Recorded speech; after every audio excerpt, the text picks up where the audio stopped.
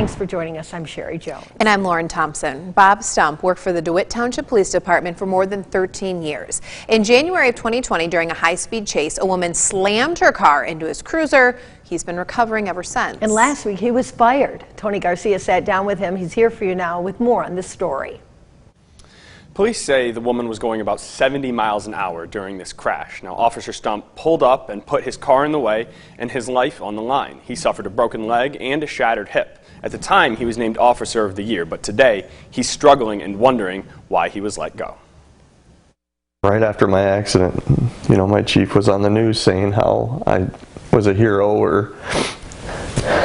Those who saw the crash or even heard about it lined up to thank him. People stepped up, like blankets, plaques. He did save lives. I mean, there were multiple witnesses after the accident that said, had he not been there and taken that hit, they could have been killed. Stump was rushed to Sparrow Hospital, where he stayed for days before getting a surgery to save his hip. He was wheelchair-bound for 3 months and has been rehabbing ever since. You're a cop from when you leave work until you get back. You're a cop off duty, on duty. That's what I'm struggling with. After 2 years of COVID delays and figuring out workers' comp, he finally has his hip replacement scheduled for May. He was hoping to get medically cleared to rejoin the force after that. Working towards that, getting this surgery, it was like, yes, finally, I have something to get, definite. I think I'll be back to work. And so close.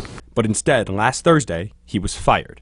The reason? Stump says the city manager told him 2 years was long enough to rehab. Stump also says the implication was the township can no longer afford to pay him. I've got awards I could show you of Officer of the Year, life-saving awards. I mean, and no thanks. Like, it's written on his termination at the very bottom. Thank you for your sacrifice. Stump says the bond is still strong with his fellow officers who are shocked at what happened. They can't believe it. They don't believe it. They're not happy. They know this isn't right. This is not how you treat someone that has clearly given up so much, that is trying to get back to work. Now, 6 News has reached out to the city manager and police chief, both who say they cannot comment on personnel matters. As for what's next, there's a township board meeting next Monday where the Stumps say they plan to go to appeal the decision. They say community members have told them they'll show up in support. And also, they believe some of the board members did not know about his firing. Back to you. All right.